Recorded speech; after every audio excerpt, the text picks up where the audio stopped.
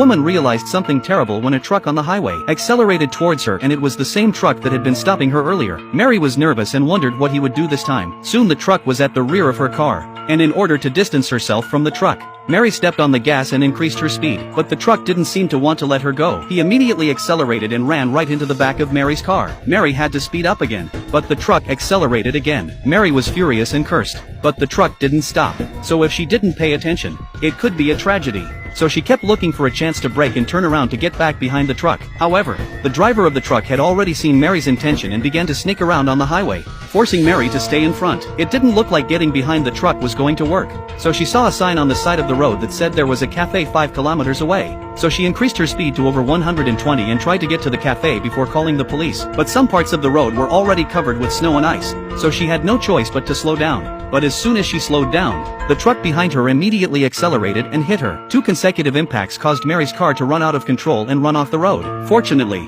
the truck did not continue to hit her, but chose to leave, which also gave Mary a chance to catch her breath. After waking up from her coma, she drove straight to the cafe, and when she sat down, she realized that the truck was also parked outside, and it seemed that the truck driver was also inside the cafe. Mary looked around at the customers as if trying to figure out who the truck driver was. When the waitress came over, Mary wanted to use the phone to call the police, but the waitress didn't want to talk to her when she ordered an ice water and told her to pay up and leave. Frightened by the waiter's attitude, Mary took a knife from the table to defend herself. After a moment's rest, Mary looked out the window and saw the truck leaving the cafe, which was a relief to her nervousness. Time went by and she thought of her sick mother waiting for her. She didn't dare to delay any longer. She left the cafe and went on her way. The time was fast approaching evening and Mary's gas tank was almost full. Just as she was praying that she wouldn't run into that truck again, it reappeared like glue. In order to get away from the truck, Mary pulled into a side street and turned off all the lights, thinking she could avoid him under the cover of night. But he was like a ghost, driving straight down the side street and blocking Mary in. Mary had no choice but to drive along the road, and the truck was following her, speeding up whenever she slowed down. After driving for a while, she suddenly saw a sign for ice a kilometer ahead and had an idea. This time, she turned passive into active. She stopped and started to lure the truck to follow her in order to provoke him. Then Mary drove onto another side road,